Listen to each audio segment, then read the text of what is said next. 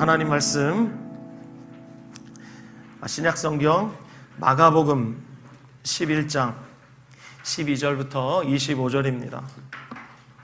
다 함께 마가복음 11장 12절부터 25절 말씀을 봉독하겠습니다. 시작. 이튿날 그들이 베다니에서 나왔을 때 예수께서 시장하신지라 멀리서 잎사귀 있는 한 무화과 나무를 보시고 혹 그 나무에 무엇이 있을까 하여 가셨더니 가서 보신즉 잎사귀 외에 아무것도 없더라. 이는 무화과의 때가 아님이라. 예수께서 나무에게 말씀하여 이르시되 이제부터 영원토록 사람이 내게서 열매를 따먹지 못하리라 하시니 제자들이 이를 듣더라. 그들이 예루살렘에 들어가니라. 예수께서 성전에 들어가사 성전 안에서 매매하는 자들을 내쫓으시며 돈 바꾸는 자들의 상과 비둘기 파는 자들의 의자를 둘러 엎으시며 아무나 물건을 가지고 성전 안으로 지나다님을 허락하지 아니하시고 이에 가르쳐 이르시되 기록된 바 내 집은 만민이 기도하는 집이라 칭함을 받으리라고 하지 아니하였느냐. 너희는 강도의 소굴을 만들었도다 하시매 대제사장들과 서기관들이 듣고 예수를 어떻게 죽일까 하고 꾀하니 이는 무리가 다 그의 교훈을 놀랍게 여김으로 그를 두려워 하밀러라. 그리고 날이 저물매 그들이 성 밖으로 나가더라. 그들이 아침에 지나갈 때 무화과 나무가 뿌리채 마른 것을 보고 베드로가 생각이 나서 여짜오되 랍비여 보소서 저주하신 무화과 나무가 말랐나이다. 예수께서 그들에게 대답하여 이르시되 하나님을 믿으라. 내가 진실로 너희에게 이르노니 누구든지 이 산더러 들리어 바다에 던져지라 하며 그 말하는 것이 이루어질 줄 믿고 마음에 의심하지 아니하면 그대로 되리라. 그러므로 내가 너희에게 말하노니 무엇이든지 기도하고 구하는 것은 받은 줄로 믿으라. 그리하면 너희에게 그대로 되리라. 서서 기도할 때 아무에게나 혐의가 있거든 용서하라. 그리하여야 하늘에 계신 너희 아버지께서도 너희 허물을 사하여 주시리라 하니라. 아멘. 다소 긴 본문이지만 여러분과 함께 오늘 읽은 이 본문을 중심으로 마가복음 49번째 메시지 성전이 아니라 예수입니다. 성전이 아니라 예수입니다. 이와 같은 제목으로 하나님의 은혜의 복음 증거하도록 하겠습니다. 우리는 아직도 매주 코로나 확진자 숫자를 보고 있습니다. 지난 2019년 말에 시작된 코로나19 팬데믹 현상은 2년이 지난 지금까지도 비록 지금은 미미한 것처럼 보이지만 여전히 우리의 삶에 이모저모로 영향을 미치고 있습니다. 지난 5월 31일에 기독교의 중요한 데이터를 발표하는 한 연구소가 발표한 조사 결과에 의하면 사회적 거리두기가 전면 해제된 이후에도 바로 현장 예배에 참석하겠다는 사람은 그 응답 비율이 28%에 불과할 정도로 아직도 현장 예배에 대한 심리적 저항이 강한 것으로 파악되었습니다. 무엇보다 코로나19 팬데믹 현상은 우리 한국 교회에 귀중한 레슨을 주었습니다. 바로 교회가 자랑하지 말아야 할 것이 무엇인지 우리는 코로나를 통해서 제대로 배울 수 있었습니다. 코로나19 팬데믹 현상이 발발한 지 초기에 제가 여러분에게 말씀드렸던 것이 세 가지가 있습니다. 여러분 기억나시는지 모르겠습니다. 그동안 우리 한국교회가 자랑했던 세 가지 ABC가 얼마나 허무한 것이었는지 여러분에게 말씀드렸습니다. 이 땅의 교회가 자랑했던 세 가지 ABC 중에 A는 attendance입니다. 즉 모이는 숫자입니다. 모이는 숫자를 자랑했었는데 코로나가 대유행 단계에 접어들었을 땐 모든 교회 주일 예배를 비롯해서 소그룹 모임과 식사 모임 등과 같은 작은 모임들이 다 금지되면서 한국 교회가 자랑했던 1200만이라는 성도 숫자 자랑이 무색해지고 말았습니다. 한국 교회가 자랑했던 세 가지 중에 두 번째 B는 버짓입니다. 즉 교회의 재정입니다. 코로나로 인해서 현장 예배가 힘들어지면서 헌금 액수가 줄어들기 시작했습니다. 그래서 한 대형 교회는 한 달에 100억 이상의 적자를 계속해서 기록했습니다. 대형 교회뿐만이 아니라 중소형 교회 역시 크고 작은 재정적인 어려움을 겪었습니다. 그런데 아직도 현재 진행형이라는 이야기를 듣고 있습니다. 이렇게 되면 교회들이 성교비부터 줄여요. 절대로 그러면 안 됩니다.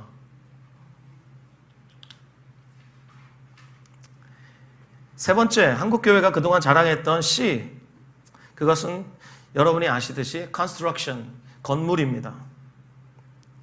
규모가 큰 교회일수록 건물에 큰 비용을 들일 수밖에 없는데 코로나로 인해서 재정적인 위기를 맞다 보니까 소유한 건물이 클수록 큰 유지 비용을 감당하기가 어려웠습니다. 그래서 2중, 3중의 고통을 감내하고 드디어 사회적 거리두기가 전면 해제 상태까지 도달하게 된 것입니다. 여러분, 코로나가 우리에게 준 레슨이 바로 이것입니다. 이건 절대로 자랑하거나 의지하지 말아야 한다.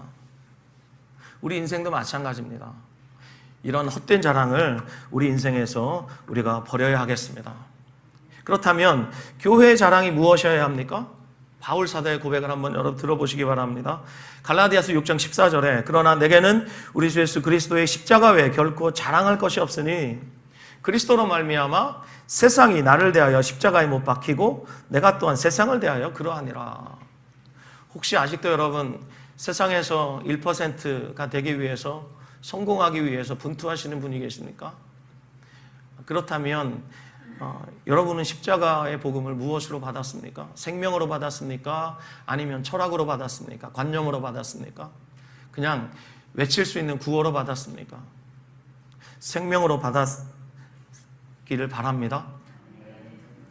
갈라디아서 6장 17절에 바울 사도는 또 이렇게 말했습니다. 이후로는 누구든지 나를 괴롭게 하지 말라. 내가 내 몸에 예수의 흔적을 지니고 있노라. 여러분, 바울의 자랑은 오직 예수 그리스도의 십자가였습니다. 그리고 십자가의 복음을 전하다가 입은 고난, 상처, 그것이 바울에겐 흔적으로 남아 있었고 이것이 바울의 말에 의하면 예수의 흔적이었습니다. 자신의 몸에 흔적이 있었지만 그것이 예수의 흔적이었다고 말하면서 그것을 자랑했습니다. 바울은 십자가와 예수의 흔적만을 자랑했습니다. 교회가 무엇을 자랑해야 합니까? 교회의 자랑은 십자가입니다. 우리 교회가 지금은 그래도 3층과 4층으로 두 개 층을 쓰고 있으면서 예전에 비하면 재정 규모가 많이 늘었습니다. 그렇지만 이건 절대 우리의 자랑이 아닙니다. 화려한 건물, 우리가 추구해야 할 우리의 지향점이 아닙니다. 우리 처음 사랑 교회의 자랑이 무엇이어야 합니까? 복음이 제대로 선포되고 있는가? 우리가 정말 저기 벽에 붙어 있는 것처럼 우리 교회의 제1성, 복음을 영화롭게 하는 교회인가? 주일에 처음 사는 교회 몇 명이 모입니까? 이건 우리의 질문이 될 수 없습니다. 과연 이곳에서 하나님의 복음이 영화롭게 되고 있는가? 정말 주님이 우리 예배를 통해서 우리 모임을 통해서 영광 받고 계시는가? 혹은 우리가 예배를 드리고 이 건물을 나간 후에 저와 여러분의 각자의 삶에서 정말 주님이 동행하시기에 부끄러워하지 않으실 만큼 정말 우리는 주님과 가까이 동행하고 있는가? 그것을 우리가 물어보아야죠. 아멘. 그것이 우리의 자랑이어야 할 줄 믿습니다. 자, 오늘 본문에서 우리는 예수님이 제자들과 함께 예루살렘 성전에 들어가셨던 이야기를 읽습니다. 당시 이 성전은 헤롯 대왕에 의해서 예수님 오시기 20년 전부터, 즉 BC 20년부터 증축되고 있었습니다. 원래 있던 성전을 헤롯 대왕이 증축하기 시작했습니다. 그러면서 헤롯 대왕이 증축하기 시작했기 때문에 그 성전의 별명이 헤롯 성전이었습니다. 그런데 요한복음 2장 20절을 보면 이 성전이 예수님 당시까지도 여전히 지어지고 있었다는 것을 알 수가 있습니다. 그때까지 무려 46년 동안 지어지고 있었습니다. 예수님께서 그 성전을 가리켜서 이 성전을 헐어버려라, 내가 사흘 동안에 일으키리라 말씀하셨을 때 유대인들이 예수님을 비난하면서 뭐라고 말했냐면 이 성전이 46년 동안 지어졌는데 네가 3일 만에 일으키겠다고? 라고 말하면서 예수님을 비판하고 예수님을 힐난했습니다. 자, 이렇게 예수님 당시까지 46년 동안 지어지고 있었던 이 성전입니다. 그러면 이 성전이 언제 완공되었는가? AD 66년에서야 완공이 됐습니다. 그러니까 여러분 BC 20년부터 AD 66년까지 이 성전이 몇 년 동안 지어진 거예요? 무려 86년 동안 지어진 것입니다. 한 사람의 인생의 길이만큼 오랜 시간이 걸려서 성전이 지어졌습니다. 그렇다면 왜 헤롯 대왕은 이렇게 기존의 성전을 이렇게 증축할 수밖에 없었는가? 그는 태생이 에돔 사람입니다. 유대인이 아닙니다. 그런데 로마의 뒷배로 로마의 정치적 힘을 등에 업고 그가 유대인이 왕이 됐습니다. 그러니까 그는 자신이 유대인이 아닌데도 불구하고 유대인이 왕이 되었으니까 그의 왕권의 정통성이 이 기반이 굉장히 불안한 겁니다. 그러니까 유대인들이 목숨처럼 여기고 있었던 그 성전을 화려하게 증축하고 리모델링하기 시작한 것입니다. 이 모든 것이 유대인들의 환심을 얻기 위한 그의 자구책이었습니다. 어느 정도 규모였냐면 유대 역사가 요세푸스의 기록에 따르면 성전이 완공된 AD 66년 6월절에 그 성전에 바쳐진 양의 숫자가 얼마냐면 무려 25만 5,600마리예요. 다시 할게요. 여러분들, 늘 제가 기대하지만 여러분들은 기대에 못 미치세요. 별로 놀라지 않으세요. 그 양의 피가 강을 이룰 만큼 엄청난 규모의 양이 6월절에 드려진 거예요. 이미 버스 지나갔어요. 자, 마가복음 13장 1절을 보면 제자 중 하나가 이 성전을 자랑합니다. 누군지는 모르겠어요. 아마 가까운 12제자 중에 한 사람이겠죠? 그 제자가 예수님께 이 성전을 자랑합니다. 13장 1절 보십시오. 마가복음 13장 1절.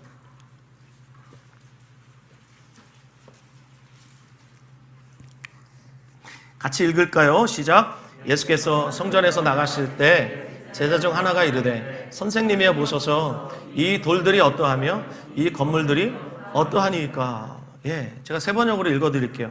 예수께서 성전을 나가실 때 제자들 가운데서 한 사람이 예수께 말하였다. 선생님 보십시오.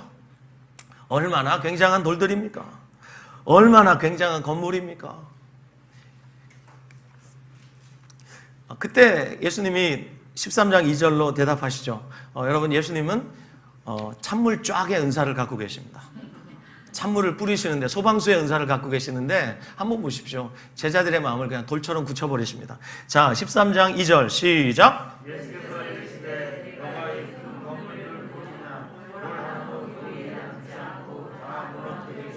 아멘. 돌 하나도 돌 위에 남지 않고 다 무너진다. 이렇게 말씀하셨어요. 자, 이렇게 말하면 유대인들은 그냥 알아듣습니다. 왜냐하면 그들의 역사 속에서 성전이 무너졌던 그 뼈아픈 역사를 그들은 또렷이 기억하고 있기 때문입니다. 예수님 오시기 전 약 1000년 전 다윗이라는 사람이 있었습니다. 지금으로부터 말하면 약 3000년 전 다윗이라는 사람이 준비했습니다. 그리고 그 아들 솔로몬이 너무나 화려하고 웅장한 성전을 지었습니다. 솔로몬이 지었기 때문에 솔로몬 성전이라고 불렸던 그 성전. 자, 그 성전이 완공되고 그 완공된 성전에서 솔로몬이 하나님께 기도합니다.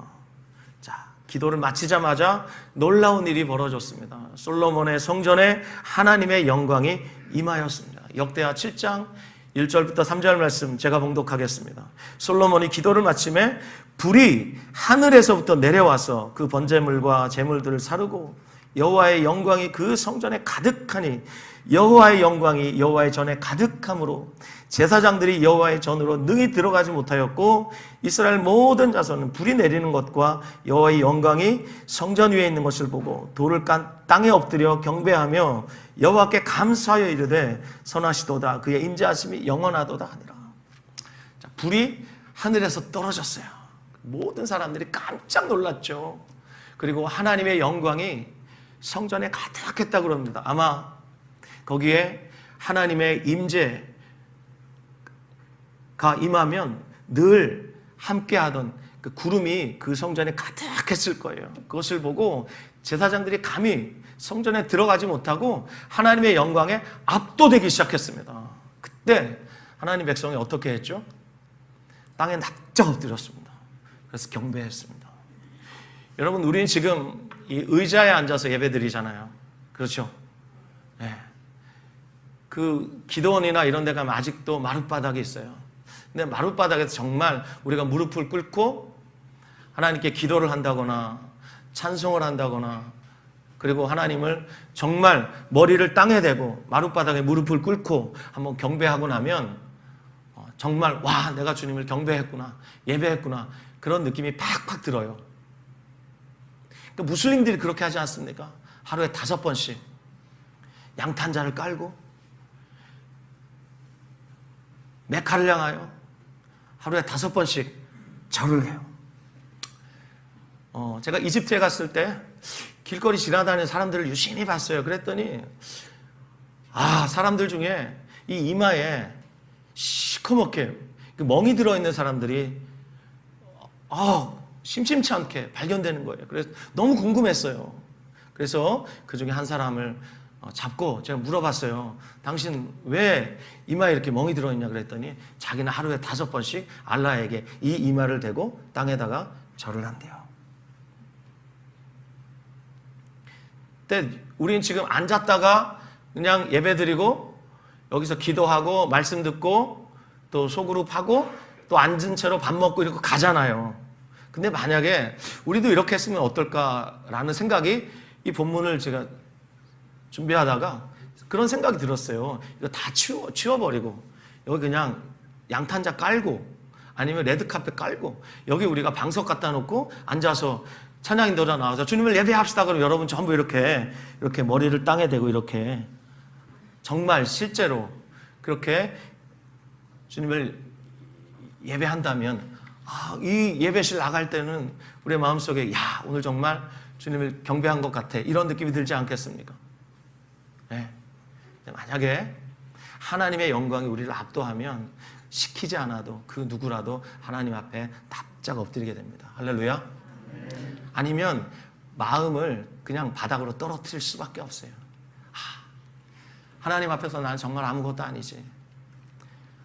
하나님의 은혜에 압도당하면 주님 감사할 것밖에 없습니다. 이러면서 하나님 앞에 그 마음의 무릎을 꿇게 돼요. 할렐루야. 이렇게 하나님의 영광에 압도되었어요. 이런 영광을 세계 어느 민족이 누릴 수 있었습니까? 오직 이스라엘 민족만 누릴 수 있었던 영광과 특권이었습니다. 그런데 시간이 지나면서 이스라엘이 이 영광을 당연하게 여기기 시작했습니다. 그러면서 하나님의 영광을 점점 가볍게 여겼습니다. 여러분, 영광이라는 말, 카보드, 이 원래 뜻이 뭔 줄 아세요? 무겁다예요. 영광은 무거운 것입니다. 우리가 하나님을 무겁게 여겨야 합니다. 하나님의 은혜를 무겁게 받아야 합니다. 비중 있게 받아야 합니다. 우리의 삶에서 하나님이라는 분을 정말 비중 있게 우리의 마음 중심에 모시고 살아야 합니다. 아멘. 그런데 하나님을 가볍게 여기기 시작하니까 어떤 일이 벌어집니까? 그로 인해서 하나님의 영광이 진짜 땅에 떨어지기 시작합니다. 그런데 그들은 자신들의 잘못을 전혀 깨닫지 못한 채 하나님의 성전을 드디어 신주단지처럼 여기게 됩니다. 쉽게 말하면 부적처럼 여기게 돼요. 입버릇처럼 이렇게 말했습니다. 이 성전은 여호와의 성전이야. 이 성전이 있는 한 우리는 안 망해. 하나님이 다윗에게 약속하셨잖아. 다윗의 왕위가 영원할 것이고 다윗에게 약속하신 그 증표로 주신 저 성전이 영원할 것이야. 그러므로 저 성전이 존재하는 한 우린 절대 안 망해. 이러면서 성전 안에서 온갖 더러운 죄를 다 짓고 있었습니다. 그렇다면 성전 안에서 그런 짓을 했으면, 여호와의 이름으로 들어간 그 성전에서 그런 짓을 했으면 성전 밖에서의 삶은 설명이 필요하지 않을 것입니다. 그들로 인해서 지금 문제는 성전이 더러워졌다는 데 있습니다. 여러분, 성전이 더러워지면 무슨 일이 벌어져요? 성전이 더러워지면 무슨 일이 벌어집니까? 하나님이 거기에 머무실 수가 없어요. 여러분, 오늘 댁에 가셔서 에스겔서 8장부터 11장까지 읽어보세요. 하나님이 드디어 참지 못하시고 성전에서 떠나가시는 장면이 8장부터 11장까지 나와요. 하나님이 안 계신 이스라엘, 그들은 다른 민족과 다를 게 하나도 없습니다. 오히려 더 미약해요. 먹히기 십상이에요. 하나님이 그나마 그들을 보호해 주시고 먹여주시고 입혀주시고 그래서 그들이 근근히 가나안 땅에서 살 수 있었던 것입니다. 하나님의 은혜가 거치면 이스라엘은 정말 아무것도 아니에요. 성전이 그들 때문에 더러워졌습니다. 하나님이 성전에 거하시기가 너무 불편한 거예요. 그때 하나님의 마음으로 등장한 선지자 한 명이 있었습니다. 그가 누구냐면 눈물의 선지자 예레미야예요. 그가 성전 입구에 서 있었습니다. 감히 성전에 들어갈 엄두가 안 나서 성전 입구에 서가지고 여호와의 이름으로 성전에 들어가고 있는 모든 사람들을 보면서 외쳤던 설교가 있습니다. 그 설교가 일명 성전 설교라고 말하는 예레미야서 7장에 나오는 설교예요. 여러분 한번 보시겠습니까? 책갈피 하시고 예레미야 7장 1절부터 11절까지의 말씀 보겠습니다.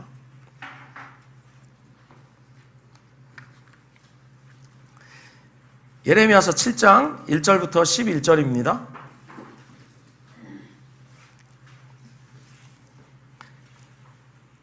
자, 같이 읽읍시다. 시작. 여호와께로부터 예레미야에게 말씀이 임하니라. 이르시되 너는 여호와의 집 문에 서서 이 말을 선포하여 이르기를 여호와께 예배하러 이 문으로 들어가는 유다 사람들아 여호와의 말씀을 들으라. 만군의 여호와 이스라엘의 하나님께서 이와 같이 말씀하시되 너희 길과 행위를 바르게 하라. 그리하면 내가 너희로 이곳에 살게 하리라. 너희는 이것이 여호와의 성전이라 여호와의 성전이라 여호와의 성전이라는 거짓말을 믿지 말라. 너희가 만일 길과 행위를 참으로 바르게 하여 이웃들 사이에 정의를 행하며 이방인과 고아와 과부를 압제하지 아니하며 무죄한 자의 피를 이곳에서 흘리지 아니하며 다른 신들 뒤를 따라 화를 자초하지 아니하면 내가 너희를 이곳에 살게 하리니 곧 너희 조상에게 영원 무궁토록 준 땅이니라. 보라 너희가 무익한 거짓말을 의존하는도다. 너희가 도둑질하며 살인하며 간음하며 거짓 맹세하며 바알에게 분향하며 너희가 알지 못하는 다른 신들을 따르면서 내 이름으로 일컬음을 받는 이 집에 들어와서 내 앞에 서서 말하기를 우리가 구원을 얻었나이다 하느냐. 이는 이 모든 가증한 일을 행하려 함이로다. 내 이름으로 일컬음을 받는 이 집이 너희 눈에는 도둑의 소굴로 보이느냐. 보라 나 곧 내가 그것을 보았노라. 여호와의 말씀이니라. 아멘.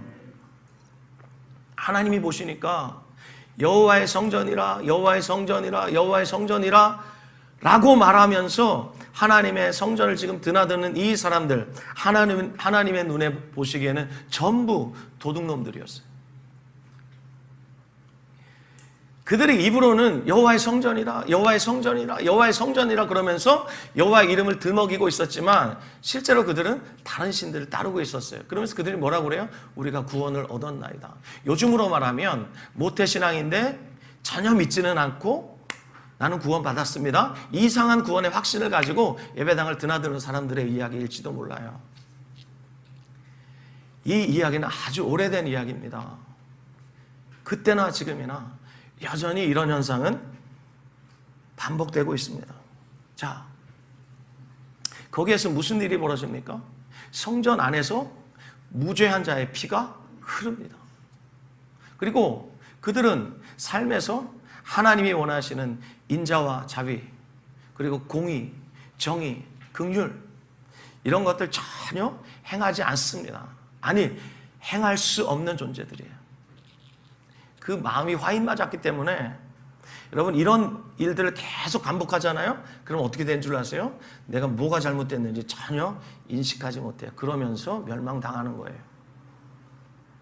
여러분 이런 이야기들 저라고 좋아서 여러분에게 설교하겠습니까? 이런 이야기들 읽으면 그냥 저도 막 탄식이 나와요. 어쩌면 이런 모습이 우리 가운데 없을까 이런 생각을 할 수밖에 없기 때문에 여러분에게 좀 위로의 메시지를 좀 드리고 싶고 그런데 오늘 본문이 또 본문인지라 본문에 충실하게 예레미야의 이야기를 따라가다 보면 이런 이야기를 안 할 수가 없어요. 자, 이렇게 그들이 이건 여호와의 성전이야 이러면서 거짓말을 의존하면서 결국은 하나님의 성전을 신주단지처럼 부적처럼 섬기고 있었는데 하나님이 어떻게 하시겠습니까? 하나님이 거기에 계속 머무실 수 있겠습니까? 머무실 수 없으니까 하나님이 바벨론의 군대를 데려다가 그 성전을 박살을 내시고 하나님 백성들을 심판하시고 그들을 포로로 잡아가게 하십니다. 그 후에 70년이 흐르고 이제 하나님의 은혜로 그들이 다시 본토로 돌아오죠. 소수가 돌아왔습니다. 5만 명이 채 되지 않는 그 극소수의 사람들이 돌아와서 다시 성전을 지었어요. 그때 성전을 짓는 일에 주도적인 역할을 했던 사람이 총독 스룹바벨이에요. 그래서 그에 의해서 그 솔로몬이 세웠던 그 성전의 터 위에 다시 세운 그 성전을 스룹바벨 성전이라고 그래요. 그런데 그 스룹바벨 성전은 그 이전에 있었던 무너진 솔로몬의 성전에 비하면 초라하기가 그지 없어요. 너무 초라해요. 그렇게 명맥을 근근히 이어올 때 드디어 헤롯 대왕이 등극하면서 그가 그 초라해 보이는 그 성전을 화려하게 그리고 웅장하게 증축하기 시작했던 겁니다. 그런데 여러분 생각해 보십시오. 초라한 성전을 화려하게 웅장하게 증축했다 할지라도 언제나 문제는 사람 아닙니까? 아무리 화려한 건물이 지어진들 그 건물을 활용하는 사람이 약하면 건물의 화려함도 빛을 잃기 마련입니다. 오늘 본문에서 확인할 수 있지 않습니까? 다시 오늘 본문으로 돌아오시면 17절 보십시오. 마가복음 11장 17절 같이 읽을까요? 시작. 이에 가르쳐 이르시되 기록된 바 내 집은 만민이 기도하는 집이라 칭함을 받으리라고 하지 아니하였느냐? 너희는 강도의 소굴을 만들었도다. 여기 내 집은 만민이 기도하는 집이다. 이건 이사야서 56장 7절 말씀을 인용하신 말씀이고, 그리고 이 집을 강도의 소굴로 만들었도다 라며 탄식하시는 예수님의 이 말은 아까 우리가 읽었던 예레미야서 7장 말씀을 인용하시면서 하신 말씀이에요. 그렇다면 여러분 잘 보세요. 하나님 백성, 그 성전이 무너질 때 그 백성하고 지금 예수님 당시 그 스룹바벨을 증축하여서 화려하고 웅장하게 다시 성전을 지어가고 있었던 그 시대하고 어때요? 하나님 백성이 변했습니까? 사람 본질은 복음이 아니면 절대 변할 수가 없는 거예요. 복음만이 사람을 바꿉니다. 아멘. 이번에 복음 캠프를 하면서 제가 6번의 메시지를 이틀 동안 전했는데 거기 오신 선교사님들이 다 이주민 선교하시고 해외 선교하시는 분들이에요. 그런 분들이 어떻게 하면 이주민들을 좀 더 효과적으로 섬길 수 있을까? 이주민 전략을 배우러 왔다가 그들이 결론 찍고 갔어요. 뭐냐면 이주민을 살리는 길 복음밖에 없구나. 아멘. 그렇게 결론 찍고 갔어요. 자기 인생의 터닝 포인트가 됐대요. 자기 남은 인생의 후반전을 자기가 어떻게 사역해야 하는지 이제는 알겠다고. 복음밖에 없어요. 복음을 붙들고 그분들이 돌아가셨어요. 정말 바라기는 그분들의 사역에 복음이 영원하게 되기를 바랍니다. 아멘.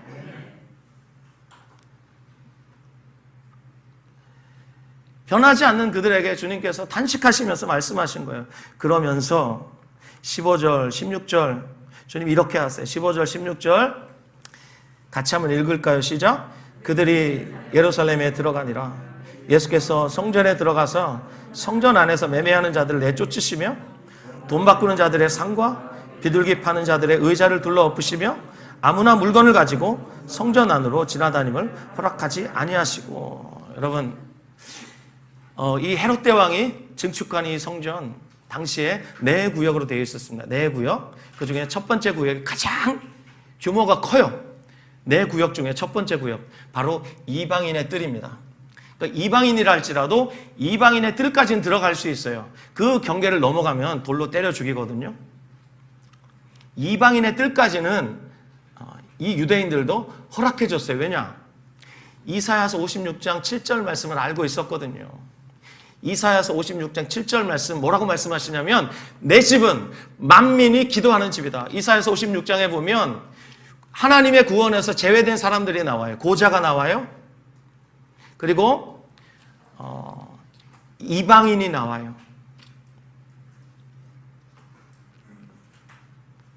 그리고 쫓겨난 자가 나와요. 그들 비록 구약의 개념으로는 하나님의 구원에서 제외된 사람이라 할지라도 이제 하나님의 나라가 임하면 그들도 하나님 백성 된다.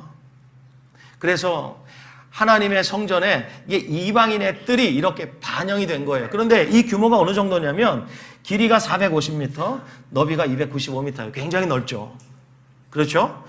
자, 그곳에 매매하는 자들이 상점을 차리고 털을 딱 잡고 있었어요. 거기서 성전에 바칠 희생제물을 팔고 있었어요. 또 외국에서 온 유대인들, 그들은 6월절에 예루살렘을 순례하기 위해서 왔는데 그들은 외국 돈을 가지고 오지 않았겠습니까? 성전에 성전세를 내야 되기 때문에 환전이 필요했습니다. 거기에 제물을 파는 상점이 있었고 환전소도 거기에 있었습니다. 그런데 문제는 거기에서 구입한 제물로만 성전에 바칠 수 있었어요. 그리고 거기에서 환전한 화폐로만 성전에 바칠 수 있었다는 거예요.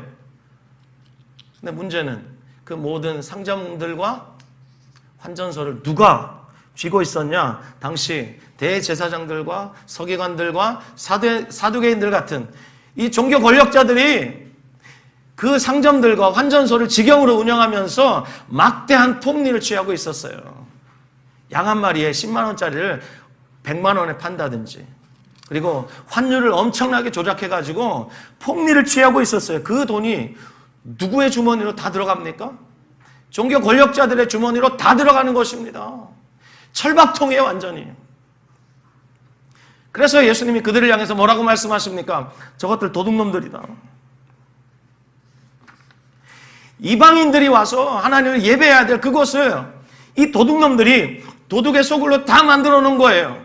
그래서 그 헤롯 성전을 주님께서 보시면서 이제 이 헤롯 성전의 기능은 끝났다라고 말씀하시면서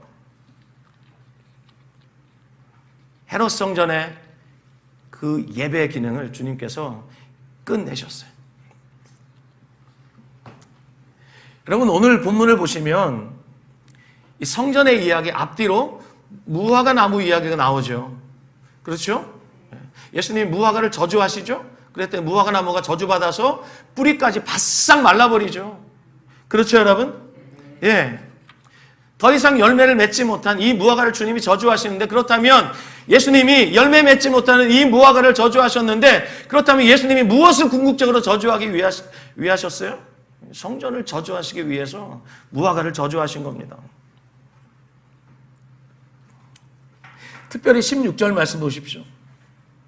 16절 말씀 다시 보십시오. 아무나 물건을 가지고 성전 안으로 지나다님을 허락하지 아니하시고, 여기 물건이 무엇이겠습니까? 제사를 위해 사용했던 제기, 그릇 이런 것들이겠죠. 이런 것들을 가지고 다니지 못하시도록 성전의 주인이신 예수님께서 성전의 종말을 선언하신 겁니다. 그랬더니 18절에 이 도둑놈들이 반응하죠. 서로 말합니다. 어떻게 저 예수를 죽이지? 지금 성전의 주인이신 예수님께서 성전 문을 닫아버리신 거예요.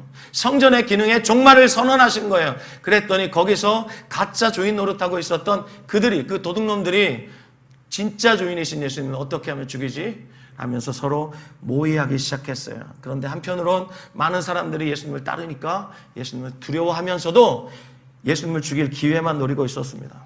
자, 이 이야기를 여러분에게 먼저 드려야 앞뒤에 무화과 나무 이야기가 여러분에게 이해가 됩니다. 자, 이 무화과 나무 이야기는 우리가 잘 알고 있습니다. 그러나 거의 대부분의 사람들이 이 무화과 나무 이야기의 의미를 잘 몰라요. 그래서 이 무화과 나무 이야기를 여러분에게 충실하게 이 시간에 강해하겠습니다. 그러니까 여러분 귀를 쫑긋 세우시고 들어주시기 바랍니다.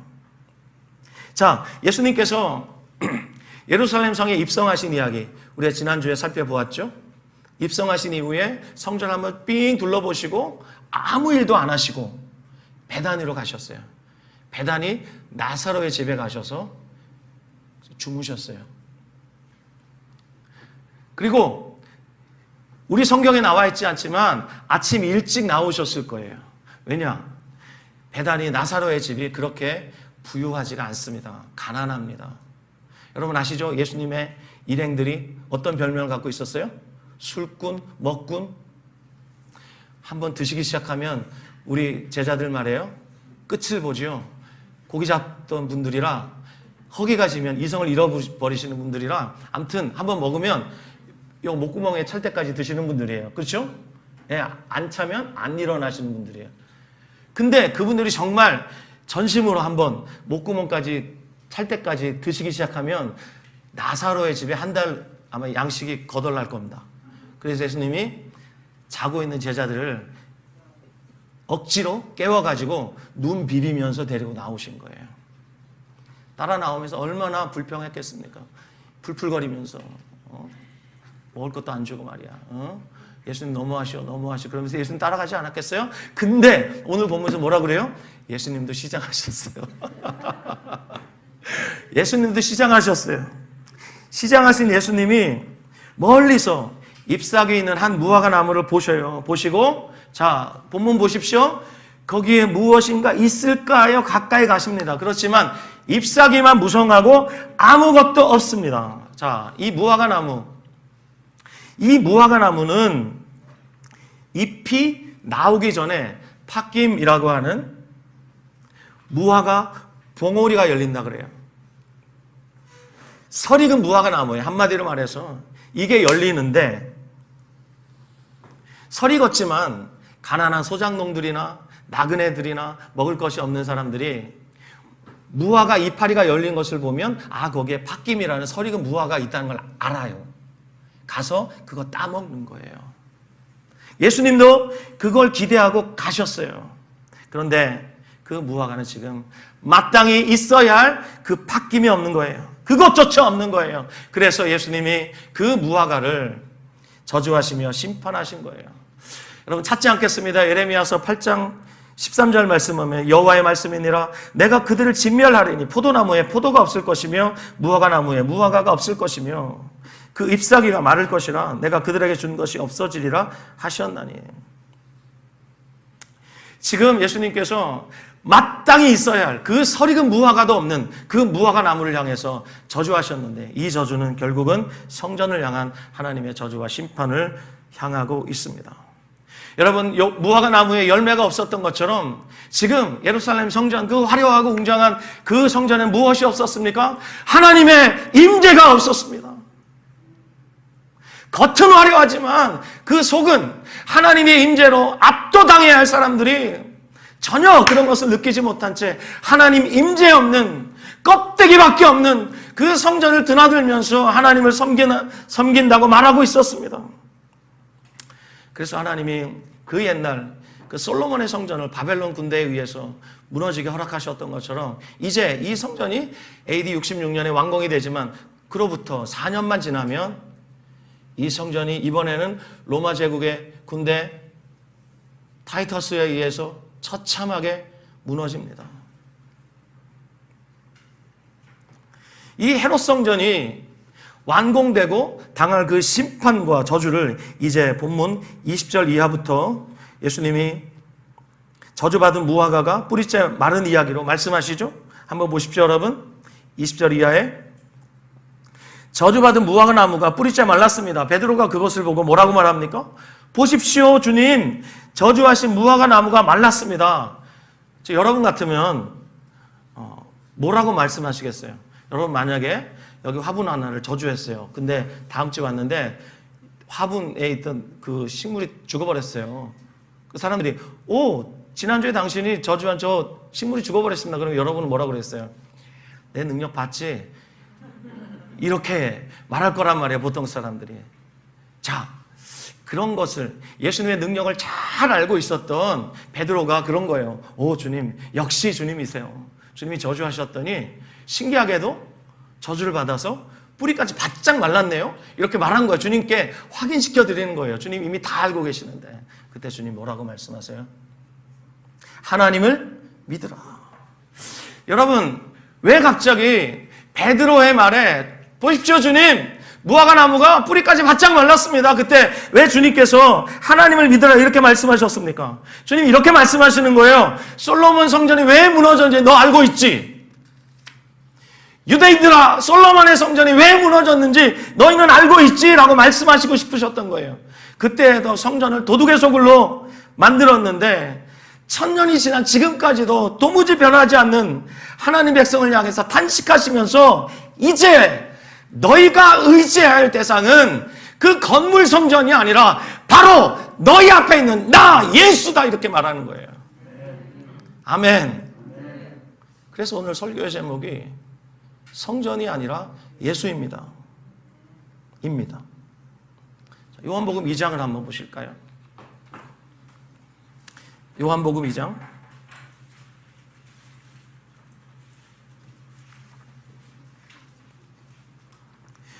자, 요한복음 2장을 보면 19절부터 21절 말씀이 있습니다. 함께 읽을까요? 시작. 예수께서 대답하여 이르시되 너희가 이 성전을 헐라 내가 사흘 동안에 일으키리라. 유대인들이 이르되 이 성전은 46년 동안에 지었거늘 내가 3일 동안에 일으키겠느냐 하더라. 그러나 예수는 성전된 자기 육체를 가리켜 말씀하신 것이라. 근데 이거 제자들이 깨닫지 못합니다. 그냥 듣습니다. 그러나 그들의 뇌리에 깊이 박혀 있었겠죠. 22절입니다. 죽은 자 가운데서 살아나신 후에야 제자들이 이 말씀하신 것을 기억하고 성경과 예수께서 하신 말씀을 믿었더라. 그렇습니다. 제자들은 계속 여러분에게 말씀드리지만 깨닫는 것이 너무 둔하고 믿는 것이 너무 느려요.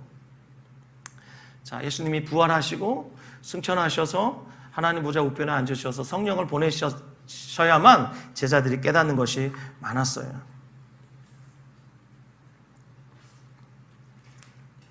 지금 예수님께서 화려한 헤롯 성전을 보시면서 말씀하시죠. 이 성전을 헐어버려라. 내가 사흘 동안에 일으키리라. 그랬더니 유대인들이 따져 묻죠. 아니 예수, 이 성전 46년 동안 지어졌어. 그런데 당신이 뭔데 이걸 3일 동안에 짓겠다고?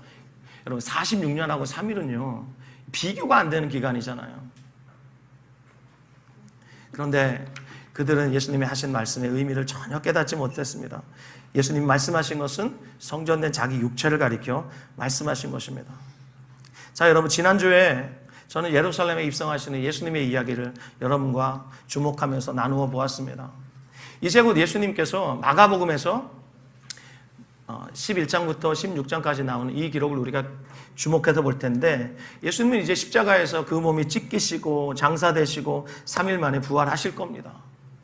그리고 하나님 보좌 우편으로 승천하셔서 성령을 보내심으로써 하나님의 나라가 임하게 하실 겁니다. 자, 여러분 하나님의 나라가 임하면 건물 성전의 시대는 비로소 끝이 납니다. 그리고 건물 성전이 아니라 이제는 사람 성전 시대가 시작이 됩니다. 그래서 지금 예수님이 제자들을 향해서 말씀하시고 계십니다. 성전이 아니라 이제는 너희가 하나님을 믿어야 한다. 23절 그리고 말씀하시죠. 마가복음 11장 23절 너무나 유명한 말씀인데 이 말씀을 우리는 너무나 오용해요. 이 말씀을 문맥으로 읽어야 되겠죠. 지금 예수님이 무슨 말씀을 하시다가 23절 말씀을 하시는지 우리가 봐야 합니다. 23절 말씀 같이 읽겠습니다. 여러분 정말 귀를 쫑긋 세우시고 23절 읽어주시기 바랍니다. 시작. 내가 진실로 너희에게 이르노니 누구든지 이 산더러 들려 바다에 던져지라 하며 그 말하는 것이 이루어질 줄 믿고 마음에 의심하지 아니하면 그대로 되리라. 그렇습니다. 여기 이 산이 어떤 산입니까? 예루살렘 성전이 서 있었던 바로 그 성전산을 가리키는 겁니다.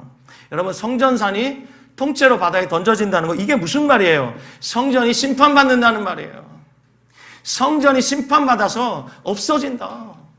여러분 실제로 이 로마의 군대가 와서 AD 70년에 예루살렘 성전을 박살냈을 때 진짜 돌 위에 돌 하나도 남지 않았습니다. 왜냐하면 여러분 앞을 보세요. 헤롯 대왕이 유대인의 환심을 얻기 위해서 화려하게 성전 지었다 그랬잖아요. 황금으로 싸발랐어요. 막 불에 타는데 사람들이 황금이 막 녹아 없어지니까 로마 군인들이 어떻게 한 줄 아세요? 진짜 돌덩어리 하나까지 다 캐 가져갔어요. 돌 위에 돌 하나도 남지 않았어요. 성전이 정말 박살이 났습니다. 그래서 예수님 말씀하신 거예요. 이 산더러 들려 바다에 던져지라 하며 그 말하는 것이 이루어질 줄 마음에 의심하지 아니하면 그대로 되리라. 이거 믿습니다, 믿습니다, 믿습니다 하면 다 이루어진다 이런 말이 아니라 믿음으로 기도하면 다 들어주신다 이런 말이 아니라 마음에 의심하지 않으면 다 들어주신다 이런 말이 아니라 성전산이 바다에 통째로 던져진다는 말씀은 바로 성전이 심판받을 것을 가리키는 말씀이에요. 분명히 앞으로 이런 일이 벌어질 땐 너희 살아생전에 이런 일이 벌어질 수도 있는데 그때 놀라지 말아라. 내가 했던 말 똑똑히 기억해라. 이제 마가복음에 나오는 종말 설교 제가 여러분과 이제 뭐 몇 달 후에 나누겠죠. 나누면 우리가 더 알게 되겠지만 성전이 박살이 납니다. 그때 너희 똑똑히 기억해라. 내가 했던 말 기억하고 하나님 믿어야 된다. 건물 성전 시대는 이미 끝났다. 오늘 주님께서 다 종식시켜 버리신 거예요. 끝났다. 이제는 사람 성전 시대가 온다. 저와 여러분이 어떤 시대에 살고 있습니까? 우리 사람 성전 시대에 살고 있습니다. 고린도전서 3장 16절 17절 너무나 유명하고 중요한 말씀 찾아 읽겠습니다. 책갈피 하시고 고린도전서 3장 16절 17절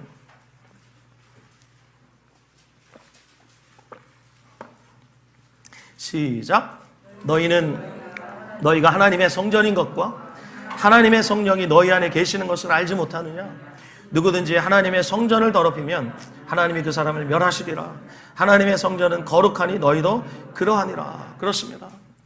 저와 여러분이 얼마나 존귀한 존재입니까?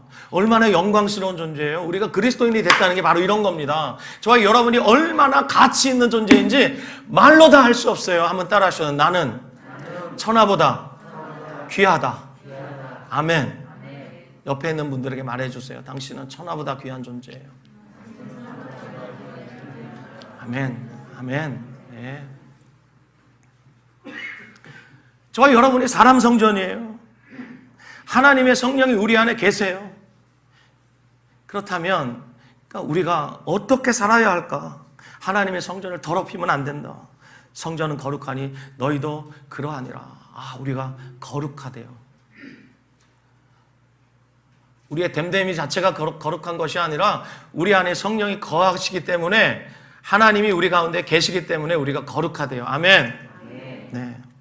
자, 이렇게 하나님을 믿으라 말씀하신 주님께서 오늘 본문으로 다시 돌아오셔서 이제 뭐라고 말씀하시냐면 기도에 관한 주제를 말씀하십니다. 하나님을 믿으라 말씀하신 주님께서 기도라는 주제를 말씀하세요. 본문 24절입니다.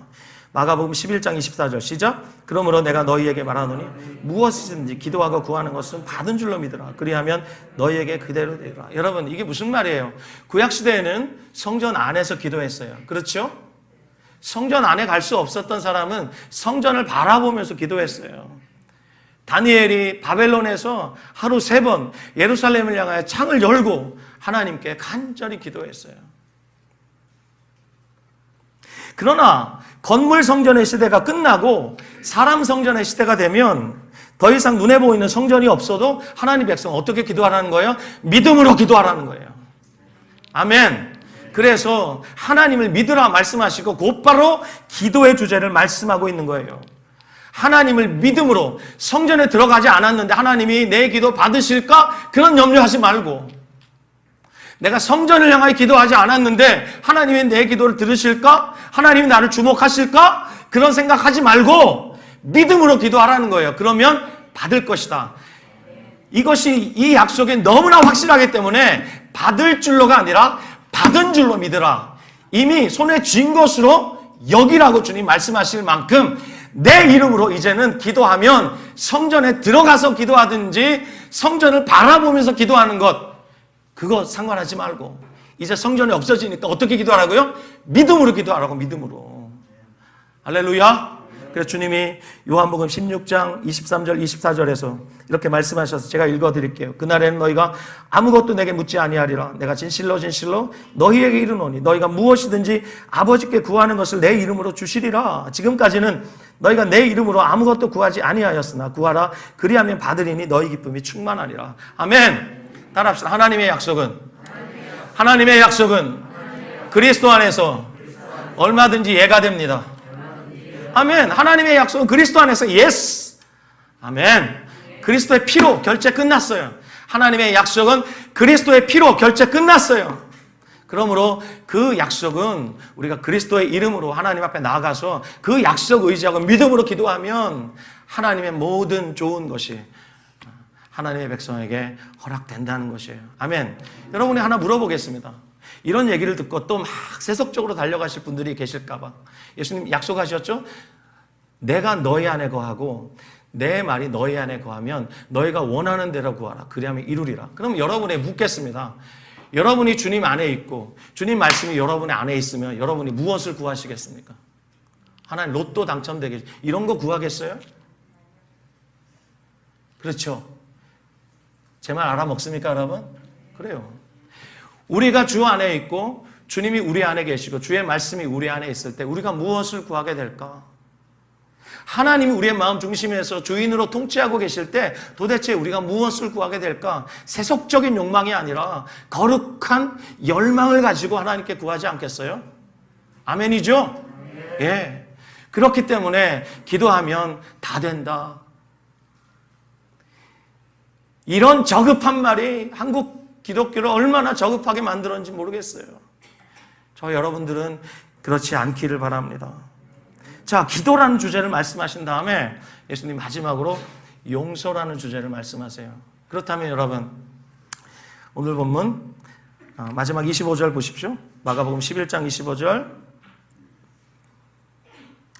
마가복음 11장 25절 같이 읽을까요? 시작.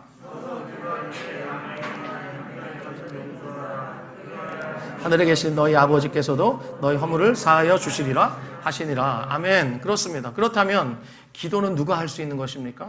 그 얘기예요. 기도는 하나님께 용서받은 자가 할 수 있는 것이죠. 맞습니까? 하나님께 용서받은 자, 하나님께 용납받은 자가 하나님 앞으로 나아가서 기도할 수 있는 것입니다. 그렇다면 용서받은 자에게 주님이 요구하시는 게 뭐예요? 너 용서받았냐? 그럼 너도 용서해라. 기도하다가 누군가와 원망 들을 만한 일이 생각나거든 기도 중에 그 사람을 용서해라. 그럼 기도를 마쳤으면 관계가 이미 회복된 거죠. 그렇습니까, 여러분? 기도를 마쳤으면 관계가 회복된 것입니다. 그래서 기도를 마쳤으면 관계를 회복하기 위해서 우리가 믿음으로 한 걸음 떼야 되는 거예요. 이렇게 주님께서 오늘 성전이라는 이 모티브를 가지고 우리에게 너무나 중요한 주제를 다 말씀하셨어요. 믿음, 기도, 용서. 그러면 여러분,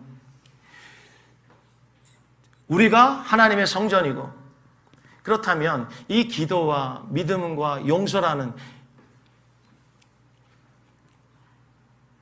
이 믿음의 일들이 어디에서 일어나요? 우리의 마음에서 일어나요. 결국 오늘의 말씀은 우리의 마음에 관한 말씀이에요. 저와 여러분의 마음에 무엇이 있는지 이 시간에 한번 살펴보아야 합니다. 자, 이 시간에 영상을 하나 보겠습니다. 약 4분이 조금 넘는 영상인데 5분이 채 되지 않습니다. 이 영상 함께 보면서 저 여러분 마음에 무엇이 있을까 한번 생각해 보십시오. 여러분 이 영상을 보시면서 여러분은 무슨 생각을 하십니까? 제가 작년 3월부터 복음서에 가장 먼저 기록된 마가복음을 설교해 왔습니다. 마가복음 1장을 보면 공생을 시작하시는 예수님께서 세례 요한에게 세례 받으시는 장면을 우리가 볼 수 있습니다. 그때 예수님 물에서 올라오실 때 하늘이 갈라졌다 이렇게 말씀합니다. 예수님께서 하늘이 갈라지는 것을 보시고 성령이 비둘기같이 자기에게 내려오심을 보셨다고 말씀합니다. 예수님이 물에서 올라오실 때 그때 하늘이 갈라지는 것을 보셨습니다. 우리말은 갈라졌다 이렇게 번역했는데 좀 더 원문에 가깝게 번역하면 찢어졌다라고 번역하는 것이 맞습니다. 하늘이 찢어졌습니다. 여러분 찢어졌다는 말 여기에는 어떤 의미가 담겨져 있어요? 다시는 복구가 불가능하다. 무슨 말이냐면 하늘이 쏟아져서 이 땅에 하나님의 나라가 임했다는 것입니다. 그것이 예수님의 공생의 시작이었습니다. 찢어진 후에는 계속 열려 있었습니다. 예수님이 하나님 나라 자체였고 예수님이 하나님 나라 왕이셨고 그분이 가시는 곳마다 하나님 나라의 말씀이 임했고 또 하나님 나라의 기적이 임했습니다. 왜요? 그분이 하나님 나라의 주인이시니까. 하늘을 찢어서 하나님 나라가 이 땅에 쏟아졌어요. 그리고 결정적으로 사건이 하나 발생하죠. 예수님이 십자가에 죽으실 때 마가복음 15장 37절 38절 말씀 예수님께서 크게 소리를 지르십니다. 그리고 성전의 휘장이 위에서부터 아래로 쫙 찢어집니다. 이때 찢어졌다라는 단어가 하늘이 열렸다라는 단어 똑같은 단어인데 이쪽은 열렸다 이렇게 번역했고 이쪽은 찢어졌다 이렇게 번역했어요. 이런 거는 번역을 잘해야 되는데 너무 아쉬워요. 그래서 히브리서 기자가 휘장이 찢어진 이 사건을 가리켜서 그 휘장이 그의 육체다 이렇게 설명해 주었습니다. 그렇습니다, 여러분. 예수님의 세례로 인해서 하늘이 찢어졌고, 그리고 예수님의 육체가 찢어짐으로 말미암아 이제는 성전의 휘장이 찢어지고, 그리고 이제까지 하나님과 하나님 백성을 막고 있었던 그 길이 열려서 이젠 누구라도, 대제사장뿐만이 아니라 누구라도, 하나님 나라에서는 그 누구라도 만인 제사장이 되어서 하나님 앞에 나아갈 수 있게 되었습니다. 이제는 성전 시대가 아니라, 건물 성전 시대가 아니라 사람 성전 시대가 되었습니다. 그렇다면 오늘 결론적으로 이 영상을 보시면서 여러분의 마음을 좀 들여다보셨습니까? 저와 여러분의 마음이 하나님의 성전입니다. 우리의 마음에 무엇이 있나요? 정말 주님께서 들어오시면 안 될 만큼 온갖 잡동사니가 우리의 마음에 가득합니까? 아니면 주님이 들어오실 입구만큼, 입구도 확보하지 못할 만큼 내 마음에 주님이 들어오시지 못할 만큼 온갖 것들로 내 마음이 가득 차 있습니까? 아니면 내 마음에 온갖 악취가 풍기고 먼지가 풀풀 나고, 우리의 마음 어떻습니까, 여러분? 제가 오늘 메시지 시작하면서 여러분에게 한국교회가 그동안 자랑했던 것, 그건 절대로 자랑할 것이 아니다. 그렇다면 우리의 자랑은 무엇일까? 바울사도가 십자가와 예수 그리스도의 흔적이다, 이렇게 고백했던 건 여러분에게 소개했습니다. 그러면 우리 안에 하나님이 살아계시는, 우리가 하나님의 성전인데, 그렇다면 우리의 자랑은 무엇이어야 하겠습니까? 우리의 자랑이 무엇이어야 하겠습니까? 헤롯이 그 화려하고 웅장하게 증축한 눈에 보이는 그 성전처럼 우리들도 우리 눈에 보이는 것, 우리가 우리 몸에 치장하고 있는 것, 우리가 자랑할 만한, 우리 손에 들고 있는 그 어떤 것입니까? 아니죠. 우리의 자랑은 우리의 마음 속에 있는 것이어야 합니다. 보배 되신 예수 그리스도, 그분이 우리의 자랑이어야 하고, 여러분 꼭 기억하십시오. 우리 안에 있는 것만 우리 겁니다. 내 손에 들고 있는 거 사실 죽으면 다 놓고 가야 돼요. 내 거 아니에요. 그러니까 진짜 내 거는 내 안에 있는 것만 진짜 내 거예요. 내 안에 보배이신 예수 그리스도, 우리의 전부이신 예수 그리스도, 그분이 우리의 마음 중심에 계신다면 우리는 모든 것을 다 가진 자예요. 아멘. 그러므로 여러분, 오늘 여러분 마음속에 무엇이 있는지 깊이 생각해 보셔야 돼요. 그래서 이따가 소그룹 할 때 여러분 그냥 대따 치고 넘어가지 마시고 그 중에 하나라도 지체들과 나누면서 이거 버릴 수 있게 기도해달라 부탁하셔야 돼요. 여러분이 한 번쯤은 읽어보셨을 법한 어른들을 위한 성경 동화가 있습니다. 로버트 멍어라는 분이 쓰신 아주 유명한 동화가 있습니다. 내 마음 그리스도의 집이라는 동화가 있어요. 거기 보면 그 집에 여러 개의 방이 있어요. 그 방은 그 사람의 마음을 상징하는 거예요.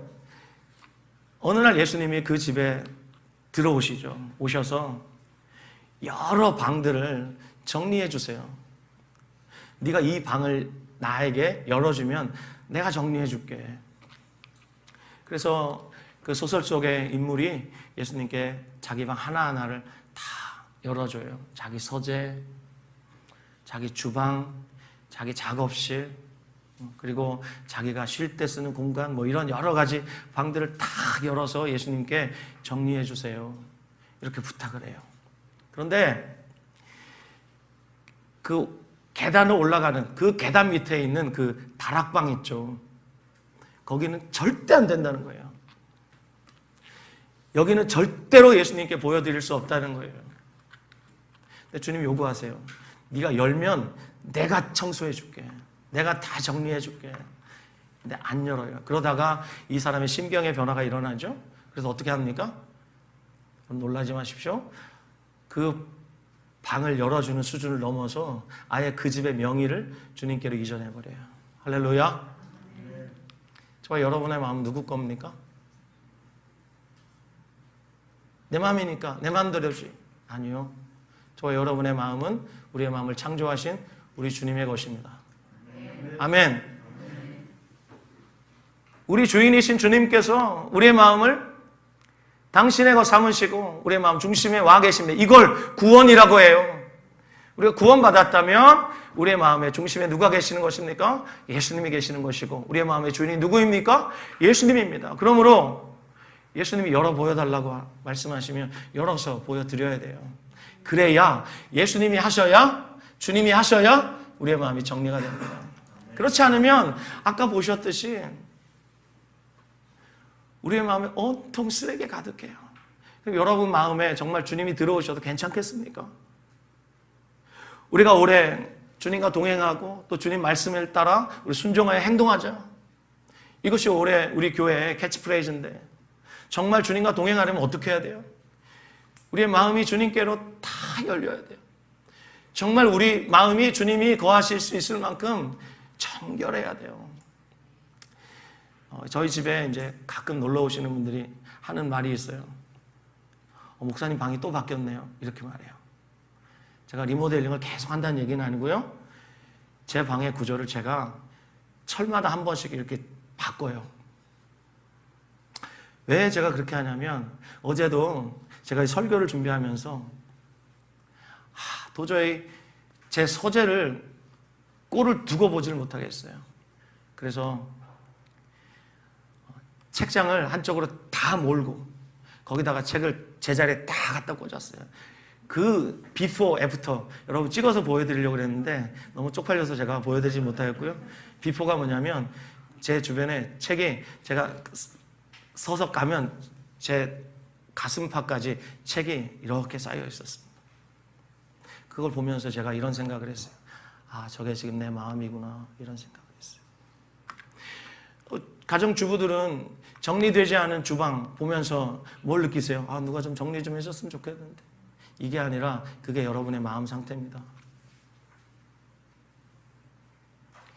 데스크탑에 정리되지 않은 파일들이 사방에 어떤 분 보면 더 이상 파일을 둘 수 없을 만큼 데스크탑에 파일이 가득해요. 화면에 가득해. 그 사람의 마음입니다. 우리의 마음 상태가 드러난 것입니다. 여러분, 우리의 마음에 무엇을 쌓느냐 이것이 너무 중요해요. 사람마다 그 쌓은 악에서 악한 것을 내고 그 쌓은 선에서 선한 것을 낸다. 왜 우리 믿음이 실제가 안 되냐면 믿고 싶은데 잘 안 믿어지냐면 우리의 마음, 우리가 알고 있는 마음 말고 우리가 모르는 잠재의식이라고 말하죠. 거기에 온갖 잡동사니들이 가득하기 때문에 그래요. 믿음이 거기서 나오는데 믿고 싶은데 왜 안 믿어지는가? 그 마음이 온갖 쓰레기들로 가득한 건 아닌가? 한번 여러분 생각해 보셔야 합니다. 오늘 마음을 살피시는 오늘 하루 되시기 바랍니다.